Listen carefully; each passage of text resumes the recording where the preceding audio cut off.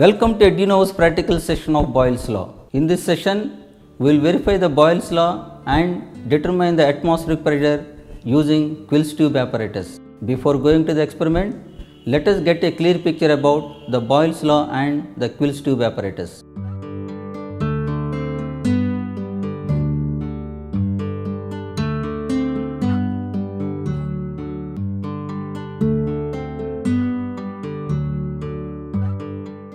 Here, we keep the temperature and amount of the gas constant.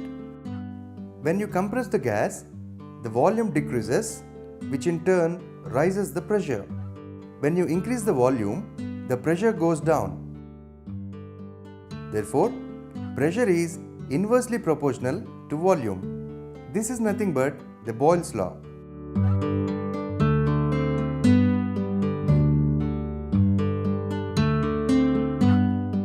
We take a glass tube of uniform cross section which has internal diameter of around 2 millimeters.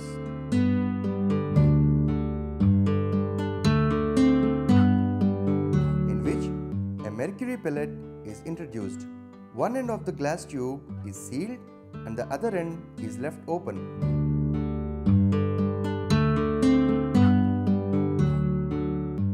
Such that some gas is enclosed in the glass tube under the mercury pellet. This tube is fixed to a scale and then clamped to a retard stand. This arrangement is known as the Quill tube apparatus. Verification of Boyle's law using Quill tube method. Apparatus: Quill's tube apparatus, retard stand and meter scale. Well, let me take you through the step-by-step procedure to perform the experiment. First and foremost, we need to measure the atmospheric pressure using Fortin's barometer. Here, you can clearly see that the atmospheric pressure is 76 centimeter of mercury column. Note this reading as capital H. Afterwards, take the Quill tube and fix the Quill tube to the scale in such a way that the Quill tube is parallel to length of the scale. Here, the scale helps us to measure the air column in the Quill tube. After that, fix this arrangement to the stand.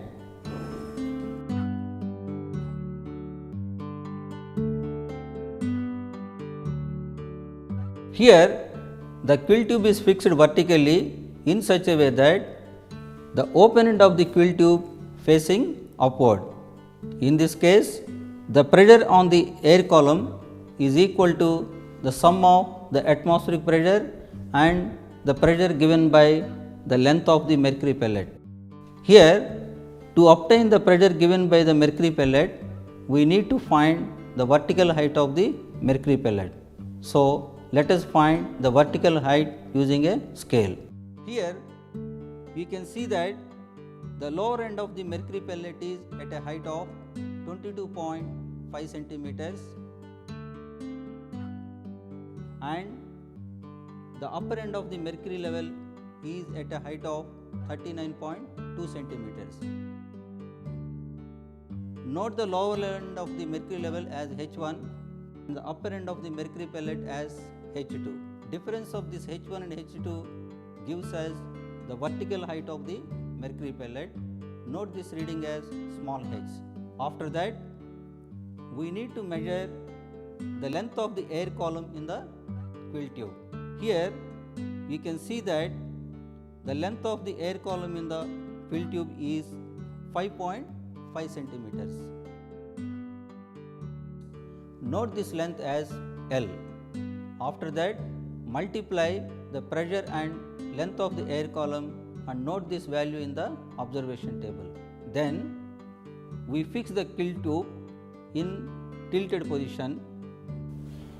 Here, the Quill tube is fixed in such a way that the open end of the Quill tube is facing upward. To measure the vertical height, we measure the vertical height of the lower end and the vertical height of the upper end using the scale. Here the lower end of the mercury pellet is at a height of 33.7 centimeters and the upper end of the mercury pellet is at a height of 44.7 centimeters. Here note the lower end position as H1 and the upper end position as H2 and take the difference of H1 and H2 and note this value as H. Then we need to measure the length of the air column in the quill tube. Here the length of the air column is 5.8 centimeters.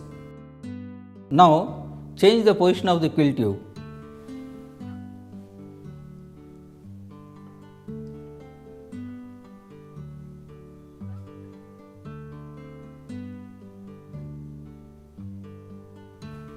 Here the quill tube is arranged such that it is horizontal. Now let us measure H1, H2 and L. Here H1 is 51.5 centimeters.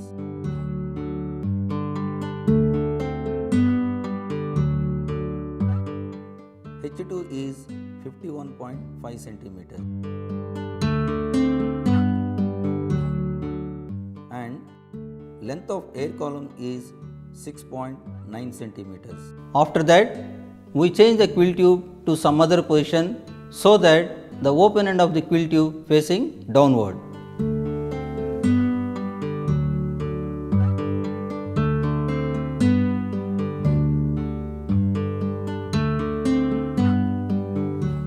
Now let us measure H1, H2 and L.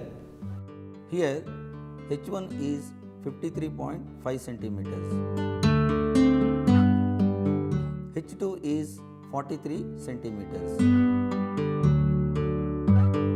And length of air column is 8 centimeters. Again change the position of the quill tube.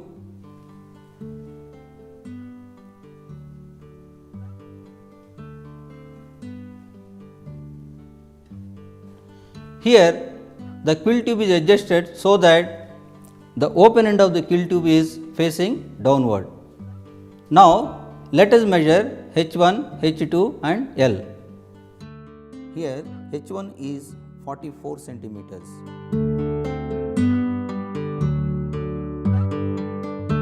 H2 is 60.5 centimeters.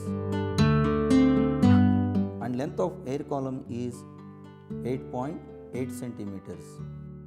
Note these values in the observation table. For vertical position of the quill tube, the length of the air column is 5.5 centimeters. Vertical height of lower end of mercury pellet H1 is 22.5 centimeters and upper end of the mercury pellet H2 is 39.2 centimeters. Difference in height H1 and H2 H is 16.7 centimeters. Pressure of the enclosed air P is equal to 76 plus 16.7, which is 92.7, and the value of P into L is equal to 92.7 into 5.5, which is 509.85 centimeters. Similarly, the values for different positions of the quill tube are